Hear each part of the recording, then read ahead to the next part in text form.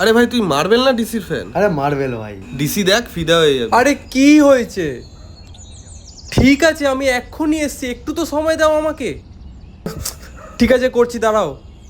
কি হয়েছে ভাই, মনে হচ্ছে খুব টেনশনে আছিস? আরে ভাই বলিস না, যখনই বেরোই আমাকে তখনই ফোন করে, কোথায় আছিস না আছিস, কি খেয়েছিস, আমাকে 2 মিনিট সময় পর্যন্ত দেয় না। আচ্ছা জয়, তোর গার্লফ্রেন্ড কিরকম? আরে আমার গার্লফ্রেন্ড ভাই এতটা আন্ডারস্ট্যান্ডিং যে কি বলবো তোদের।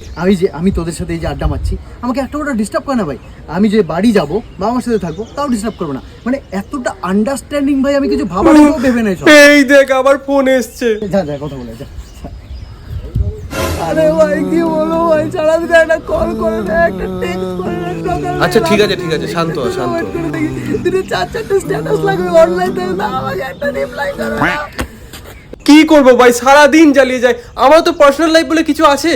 হ্যাঁ না এটা তুই একদম ঠিক বলেছিস, মানে প্রত্যেকের লাইফে একটা পার্সোনাল টাইম বলে জিনিস লাগে ভাই। আর গার্লফ্রেন্ড হলে অবভিয়াসলি তাকে একটু এইসব বিষয়গুলো বুঝতেই হবে, মানে আন্ডারস্ট্যান্ডিং দরকার ভাই। না জয়ের গার্লফ্রেন্ড একদম খুব আন্ডারস্ট্যান্ডিং। গার্লফ্রেন্ড হলে যেন ওর মতনই হয়।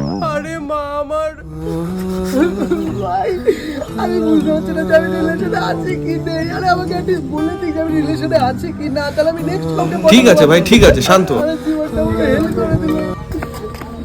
হ্যাঁ কি বলছিলিস? আন্ডারস্ট্যান্ডেবল। না গার্লফ্রেন্ড হলে জয়ের গার্লফ্রেন্ডের মতনই হতে হবে, একদম আন্ডারস্ট্যান্ডিং।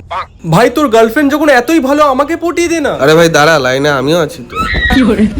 প্লিজ প্লিজ ভাই, প্লিজ প্লিজ প্লিজ প্লিজ।